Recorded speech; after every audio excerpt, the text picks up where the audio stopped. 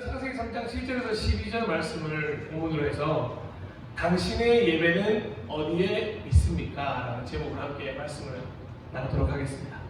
당신의 예배는 어디에 있습니까?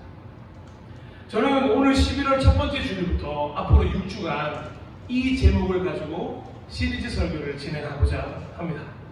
당신의 예배는 어디에 있습니까? 이 제목을 가지고 말이죠. 6주간의 여정은 오롯이 예배에 대한 것으로 가득 채워갈 예정입니다.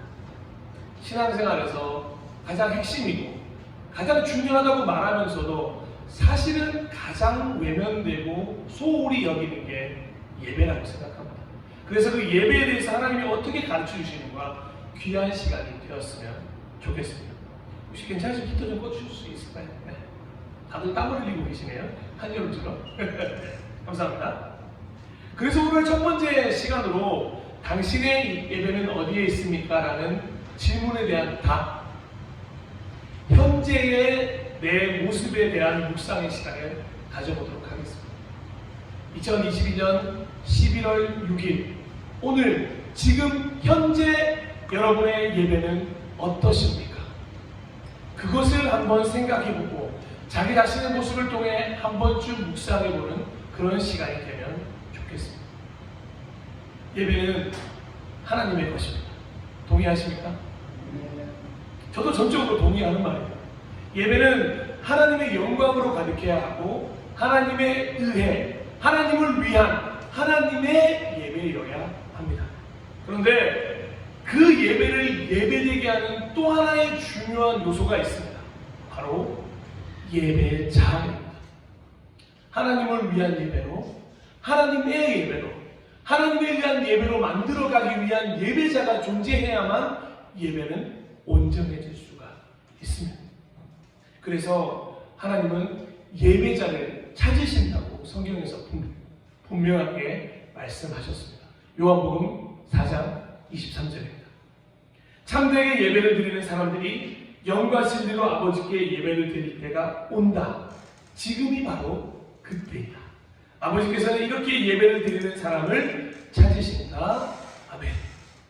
참되게 예배를 드리는 예배자가 하나님이 찾으시는 존재라고 이야기하고 있습니다. 그런데 이 구절에서는 상당히 무서운 비밀이 숨겨져 있습니다. 만약에 참되게 예배 드리는 것이 아니라면 하나님은 그 예배를 찾지 않으신다는 거죠. 그 예배는 하나님이 받으시는 예배가 아니라는 것입니다. 영과 진리로 예배하지 않는 예배는 하나님과 아무런 상관이 없는 예배다라고 이야기하고 계시는 것입니다. 여러분들은 이 부분에 대해서 상당히 경계의식을 가지고 계십니다. 그렇기에 내가 예배드리면 하나님은 무조건 받으실 거야 라는 이야기는 사실은 완전히 틀린 이야기라는 걸 우리는 깨달아야 합니다. 하나님은 아무 예배자가 찾으시는 것이 아니라 영과 진리로 참되게 중심으로 마음 다해 예배하는 사람을 찾으신다고 말씀하셨습니다. 그래서 오늘 여러분에게 드리는 이 질문이 너무도 중요한 것입니다. 당신의 예배는 어디에 있습니까? 좀 더 명확하게 말씀드리자면 지금 당신의 예배는 어떻습니까? 라고 바꿀 수 있을 것 같습니다. 우리가 지금 드리고 있는 예배가 영과 진리로 참되게 드려지는 것인지 진지하게 생각하고 있는 것인지 스스로에게 질문해 보아야 합니다. 그냥 주일이기에 그냥 시간이 되었으니까 그냥 늘 하는 습관처럼 그냥 월, 화, 수, 목, 금, 토, 일상처럼 그렇게 드려지는 예배는 정확한 위치를 찾지 못하고 방황하고 헤매이는 예배입니다. 하나님이 찾으시는 예배자는 정확한 위치에 서 있어야 하기 때문에 그렇습니다. 그래서 현재 예배를 드리고 있는 여러분의 모습이 너무도 중요합니다. 하나님 앞에 감추고 싶지만 그 어느 것도 감출 수 없고 우리의 중심을 보고 계신 분이 바로 하나님이시기 때문에 그렇습니다. 아무리 감추려 해도 우리 표정이 드러나는 것처럼 하나님 앞에는 우리 모든 것이 다 드러나게 되어 있습니다. 아무리 아닌 척하고 예배를 드리려고 해도 하나님의 영광이 임할 때에 하나님 아멘 안에 받아들이는 것이 아니라 오히려 숨게 되는 우리를 발견하게 될 때가 있기 때문입니다. 바로 아담처럼 말입니다. 오늘 함께 읽으셨던 창세기 3장은 그리스도인들에게 굉장히 아픈 한 페이지입니다. 겨우 창세기 1장, 2장이 지났거든요. 행복한 나날들이 연속이어야 되고 하나님이 지으신 것을 보면서 와 대단하다, 언제나 그렇게 찬양하며 예배드려야 되는 삶을 살 때인데 너무도 이른 시간에 너무도 아픈 이야기가 전해졌습니다. 잘 알고 계시는 것처럼 아담과 하와가 선한 과를 먹었다는 이야기. 그런데 사실 이 소식보다 더 크고 무서운 소식이 무엇인지 아십니까? 선악과를 먹은 다음 행동이 더욱더 중요합니다. 하나님은 여느 때와 동일하게 아담을 만나러 신나게 오셨습니다. 그런데 아담은 여느 때와 동일하지 않게 하나님 앞에 나아가지는 않습니다. 왜요? 정확한 위치를 잃어버렸기 때문에. 그래서 하나님이 아담에게 이렇게 질문하시는 것이죠. 다시 한번 창세기 3장 9절 한번 같이 한번 읽어보실까요? 창세기 3장 9절입니다. 시작. 주 하나님이 그 남자를 부르시며 물으셨다. 내가 어디에 있느냐? 두려움에 빠져 나무 뒤에 숨어있는 아담을 한번 상상해 보십시오. 하나님의 낯을 피할 수 있었겠습니까? 그런데 그게 가능하다고 생각하고 나무 뒤에 숨어있는 아담입니다. 그리고 하나님은 아담이 어디에 있는지 몰라서 내가 어디에 있냐 이렇게 물어보는 것이 아니었습니다. 하나님이 나타나기만 하면 하나님 앞에 나와서 하나님 오늘은 이런 동물 이름을 지었어요. 악어를 악어라고 짓고 기린은 기린이라고 짓고 토끼는 토끼라고 지었어요. 오늘 하루는 이런 하루였어요. 하와와 함께 이런 하루를 보냈어요. 하나님께 마음껏 이야기하고 찬양하고 예배드리고 그렇게 해야 되는데 아담이 숨어있는 거예요. 하나님은 너무너무 보고 싶은데 아담은 숨어있는 거예요. 하나님은 아담과 하와가 선악과를 먹을 것이라고 절대 예상하지 않으셨어요. 그러니 꾸짖으려고 지금 아담을 부르시는 것도 아닙니다. 정말 보고 싶어서 부르시죠. 아담아, 네가 어디 있니 지금? 여러분도 집에 들어올 때 그런 때 있지 않습니까? 아이들이 각자 방마다 다 들어가 있어요. 저희도 이제 아이들이 제법 커서 이제 더 이상 아빠가 왔다고 반겨주지 않습니다. 다 방에 있죠. 그러면 첫 말이 그겁니다. 얘들아 어디 있니? 보고 싶거든요. 나와서 반겨줬으면 좋겠거든요. 근데 아이들은 방에서 대답하죠. 네! 이렇게 대답하십니다. 아담이 그런 모습이에요. 하나님은 아담을 너무 보고 싶어 하는데 아담은 나무 뒤에 숨어있는 거죠. 아담은 자신의 위치를 잃어버리고 자신이 누구인지를 잊어버린 채 나무 뒤에 숨어 있었던 것이죠. 아마 자신이 벗은 몸을 보여드리는 게 민망하고 수치스러울 수 있습니다. 네? 그럴 수 있습니다. 하지만 어제까지만 해도 벌거벗었든지 어떤 모습이든지 간에 아무 상관이 없었거든요. 근데 단 하루 만에 찾아온 변화가 아담을 이렇게 숨어버리게 만드는 것입니다. 그래서 숨어서 내 이런 벗은몸을 보이지 말아야지 하면서 말만 던지게 됩니다. 이렇게 말이죠. 창세기 3장 10절입니다. 그가 대답하여, 여기는 아담이죠. 하나님께서 동산을 거미시는 소리를 제가 들었습니다. 저는 벗은 몸인 것이 두려워서 숨었습니다. 아멘. 이렇게 대답을 합니다. 아담뿐이겠습니다. 우리도 마찬가지. 평소에는 하나님 앞에서 모든 것을 있는 모습 그대로라고 이야기하고 예 주님 제가 있는 모습 그대로 나아갑니다 라고 고백하죠. 하지만 우리가 죄를 짓거나 하나님이 기뻐하시지 않은 일을 했거나 무언가 두려움이 우리에게 찾아오거나 하면 어떻게 handl하십니까? 숨으려고 하지 않으십니까? 내가 가려진다고 생각하지 않으십니까? 눈 가리고 내 눈만 안 보이면 아무것도 보이지 않겠지라고 생각하고 있지 않습니까? 그 순간만큼은 우리의 머리털까지도 세신다는 하나님이 그 순간만큼은 너무도 싫어지지 않으십니다. 예배는 우리와 하나님과의 만남. 그런데 하나님만 오시고 우리가 숨어 있다면 절대 예배는 이루어질 수가 없습니다. 하나님은 아담을 만나고 싶어 오셨는데 아담은 숨어 있지 않습니다. 그러니 예배가 이루어질 수 없는 것이죠. 숨기고 감추노라. 바로 옆에 사실은 와 계신데 하나님은 그 하나님을 눈치채지도 못하고 그저 그냥 밀어내고 있는 거죠. 나의 기분, 나의 생각, 오늘 아침에 나의 어떠함 때문에 하나님이 곁에 오셔도 하나님 잠깐만 비켜주세요 라고 밀어내고 계시고 하나님은 멀뚱멀뚱 서 계시기만 하는 거죠. 예배는 하나님과 우리의 만남입니다. 그런데 우리만 서 있다면 어떻겠습니까? 참되게 예배하는 우리가 아니기에 하나님은 그곳에 오지 않으셔서 우리의 예배를 받지 않으신다면 그것 또한 문제 아니겠습니까? 하나님 앞에 나아갔는데 사실은 예배 드릴 마음이 없어요. 그런 마음이면 하나님은 그 자리에 오지 않으시고 그런데 그게 외면이 아니에요. 다시 마음을 새롭게 하고 다시 날 찾아주지 않겠니? 그렇게 새로운 기회를 주시는 것임에도 불구하고 그때부터 본격적으로 환경을 탓하기 시작합니다. 무언가 불평불만을 하며 왜 나를 만나주시지 않는 거냐고 소리 지르고 답답해하기도 합니다. 이것 역시 아담처럼 말입니다. 아담은 자신이 숨어있는 이유가 자신이 죄를 지은 이유가 하나님 때문이라고 어처구니 없는 변명을 하기 시작합니다. 내가 예배를 제대로 드리지 못하는 이유가 하나님이 만든 환경 때문이라고 이야기합니다. 하나님 때문에 생긴 문제이니 하나님 당신이 책임지라고 책임을 전가합니다.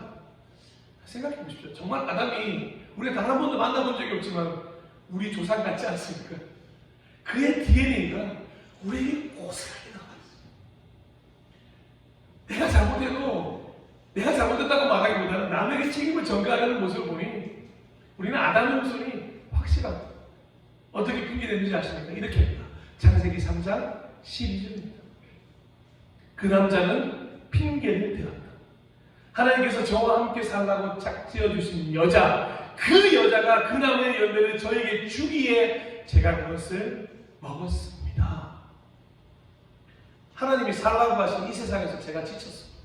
하나님이 세상을 이렇게 만드니까 제가 외로워지잖아요. 하나님이 세상을 이렇게 만드니까 제가 이 세상 가운데 힘든 거 아니겠습니까? 그러니 하나님 탓이에요. 저는 잘하려고 했는데 하나님이 세상을 이렇게 만드는 거 아닙니까? 라고 변명하는 것과 동일하다는 거예요.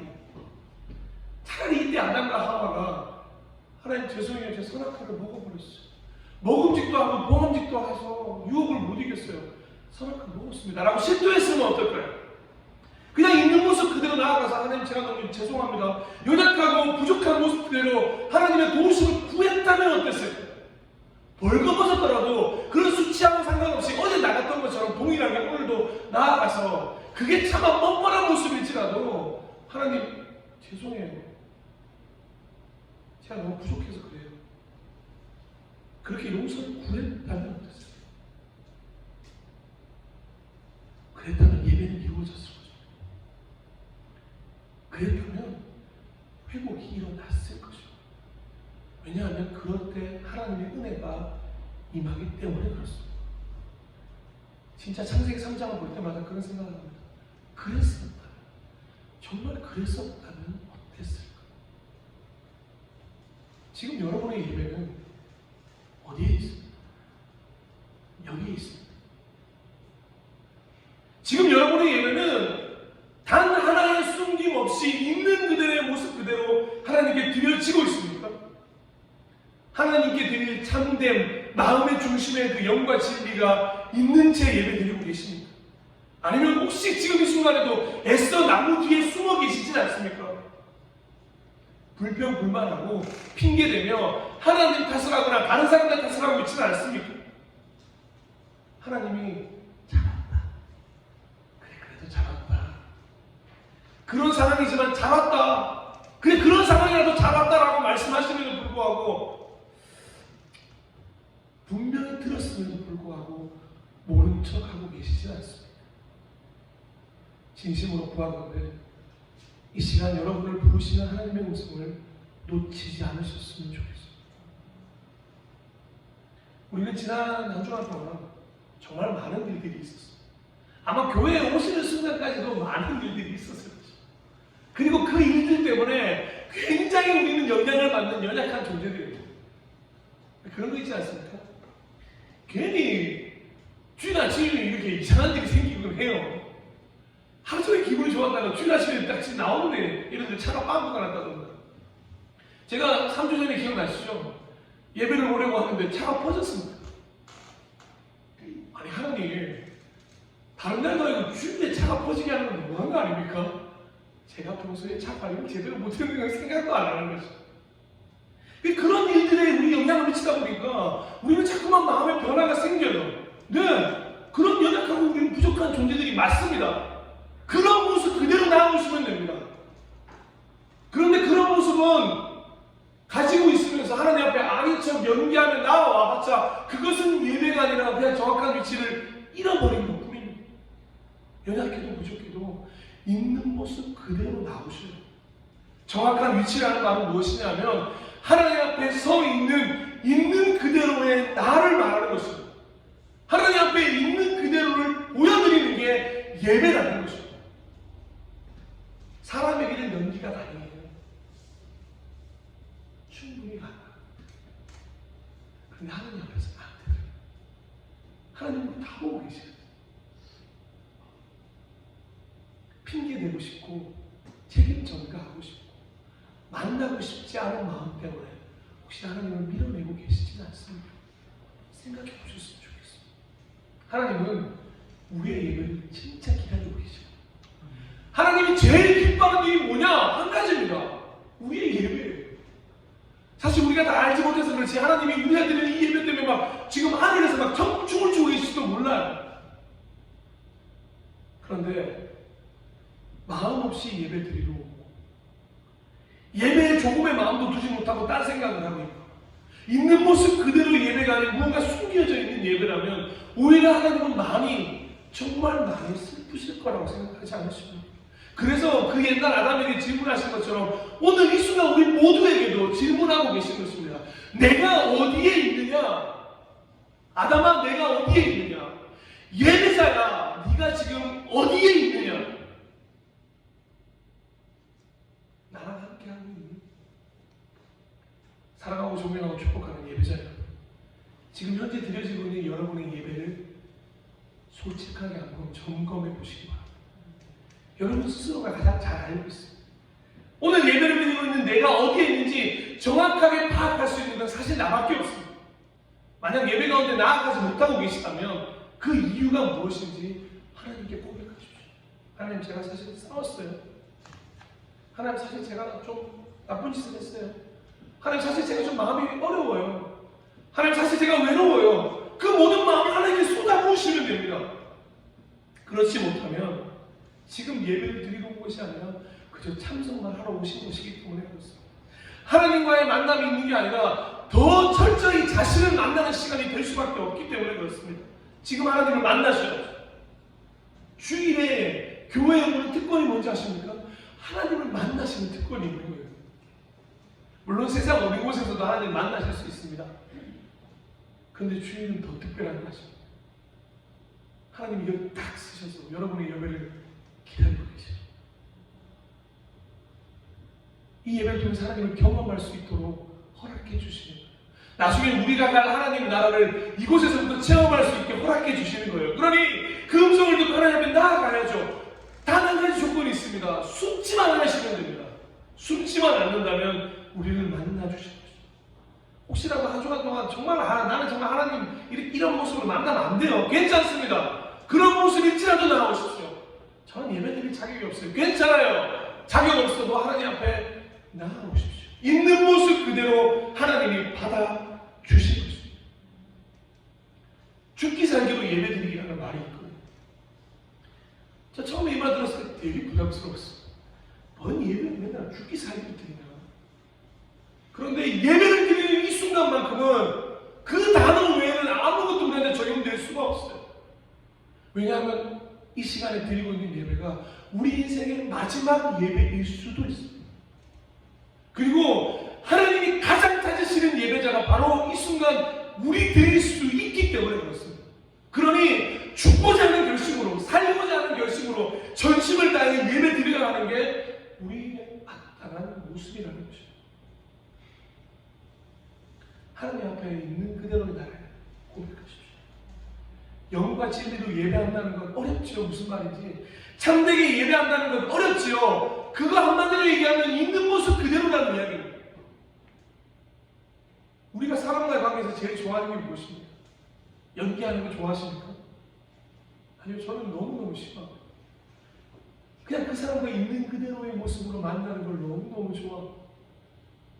아마 부부관계가 그렇게 더 중요한 건 아니겠어요? 지금 나의 예배가 어디에 있는지, 아무리 문제가 많아도, 아무리 사연이 많아도 지금 현재의 나를 드리기로 결심하시기를 간절히 축원합니다. 사랑하고 존경하고 축복하는 예배자 여러분, 예배 앞에서 오늘 창세기에 등장했던 아담의 모습이 없기를 간절히 숨어있지 마십시오. 불평불만할 것 없습니다. 하나님께 책임을 전가할 필요도 없습니다. 있는 모습 그대로, 있는 모습 그대로. 그래서 지금 현재 나의 예배가 어디에 있는지, 지금 드리는 예배가 가짜가 아니고 형식이 아니라 진짜이고 삶의 고백이라는 것을 하나님께 간절히 고백했으면 좋겠습니다. 마지막으로 짧은 설교를 마무리하면서 수많은 문제들 가운데 있었지만 절대 예배만큼은 놓치지 않았던 한 사람의 쓴 글을 좀 나눠드리고자 합니다. 오늘 혹여나 내가 정확한 위치가 어디 있는지 잃어버리고 계신 분이 있다면, 혹여나 있는 그대로의 모습 그대로 나아오지 못해서 하나님의 내 예배를 받으실까 고민하고 있는 분이 있다면, 이 사람이 쓴 이 구절처럼 기도하며 하나님, 다시금 내가 정확한 위치로 회복하겠습니다. 하나님, 다시금 내가 영과 진리로 예배하겠습니다. 내가 다시금 참되게 예배하겠습니다. 하나님에 의한, 하나님을 위한 하나님의 예배로 회복되는 예배자가 되겠습니다라고 결단하는 시간이 되었으면 좋겠습니다. 시편 51편 9절에서 12절 말씀입니다. 괜찮으시면 다 함께 천천히 읽도록 하겠습니다. 시편 51편 9절에서 12절입니다. 시작. 주님의 눈을 내 죄에서 돌리시고 내 모든 죄악을 없애주십시오. 하나님, 내 속에 깨끗한 마음을 창조하여 주시고 내 속을 견고한 심령으로 새롭게 하여 주십시오. 주님 앞에서 나를 쫓아내지 마시며 주님의 성령을 나에게서 거두어 가지 말아 주십시오. 주님께서 베푸시는 구원의 기쁨을 내게 회복시켜 주시고 내가 지탱할 수 있도록 내게 자발적인 마음을 주십시오. 아멘. 이거 한 구절만 꼭 기억해 주십시오. 주님 앞에서 나를 쫓아내지 마시며 주님의 성령을 나에게서 거두어 가지 말아 주십시오. 우리 시간에 나의 마음 받으소서라는 찬양을 드릴 건데, 이 찬양을 드리면서 이렇게 기도하고 결단하는 시간이 되었습니다.